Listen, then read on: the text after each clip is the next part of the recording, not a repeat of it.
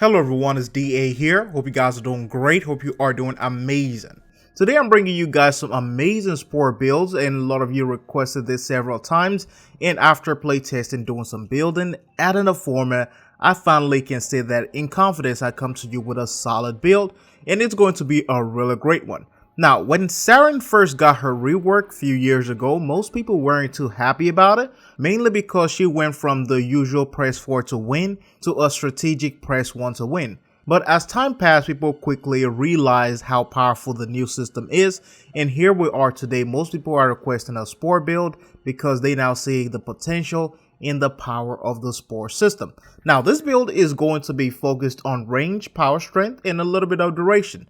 Now, I installed 2 format on my Saryn Prime, but you can make yours 3, basically to increase the amount of mods you can put in it and also to maximize things, and you can add some XLS mods as well. Now, I also changed the aura polarity from the usual D that came with it to a V just to add a mod that will boost and also increase my melee damage. So a quick info about spores for a lot of you who have little knowledge about this.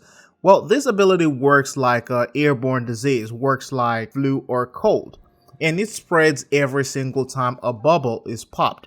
Now, it also deals viral damage and will scale very well regardless of the enemy levels. And it also deals damage based on ticks per second. And if you also take a look at it, this also makes it one of, if not the highest scaling damage ability in the game so far right now.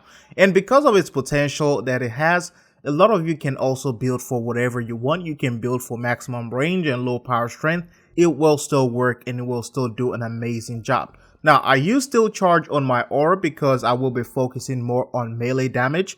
And I also use blind rage, transient fortitude, and intensify to get that 200 plus power strength.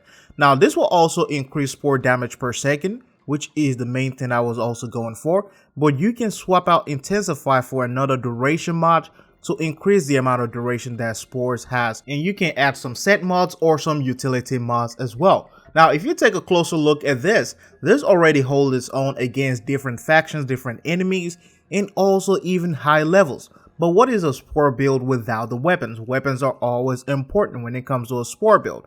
So in this case, you also want to use weapons that will help you either spread the spores or kill the enemies quicker, or does both at the same time.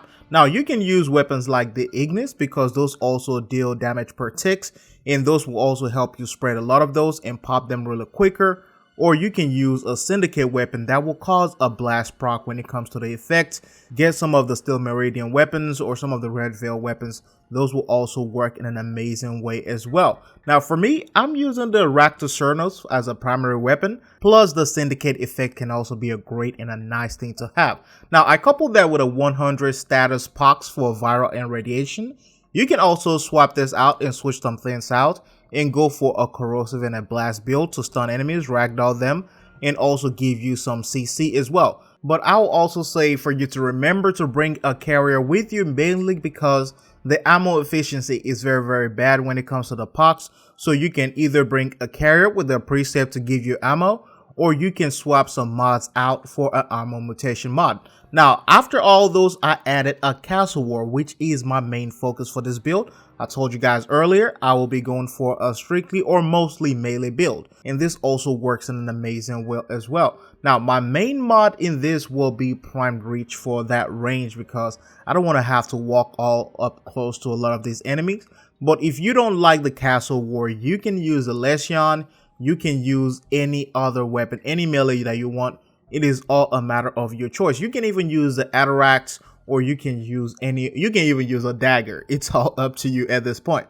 Now, as for a focus, now a lot of people may not consider this, or you may want to use a different focus school, but for me, I'm using the Madurai focus school mainly because of that elemental damage boost, and I actually use this with Ember a lot because of that as well. So coupling this with Saryn will also help you, or coupling that with Volt will also help you. Now, with all this modding and setups put together, how does it really perform? With the Corpus, it is a piece of cake, mainly because viral against shields are exemplary. They are amazing and also splendid. And this is also great against the Fested because I tested that as well and it works an amazing way. Now, the resistance will begin to come in when you go against high level gunners.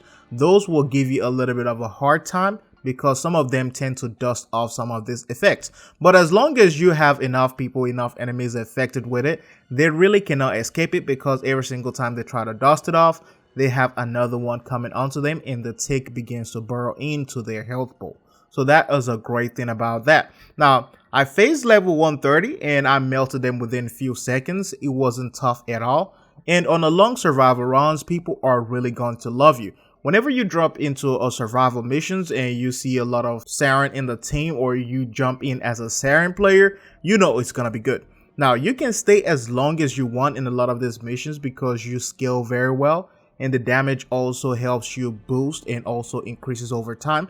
You just got to watch out for a lot of those nullifier drones. However, if you can get the drone themselves, then everything is basically going to be a piece of cake. Now, I know a lot of you guys are going to ask, so I made it simple. Here is my fashion frame that I'm using for Saryn. I am using a Tenogen skin, but you can apply the same formula to every other skin that you have as well. And as for this Syandana, I am using the Rapala Syandana, and I am using the armor plates that came with the new ghouls update. Now that's it for this video. Let me know what you guys think, and if you enjoyed this video, leave a thumbs up, and if you would love to see more on this channel, go ahead and hit that subscribe button. And as always, it is DA signing out.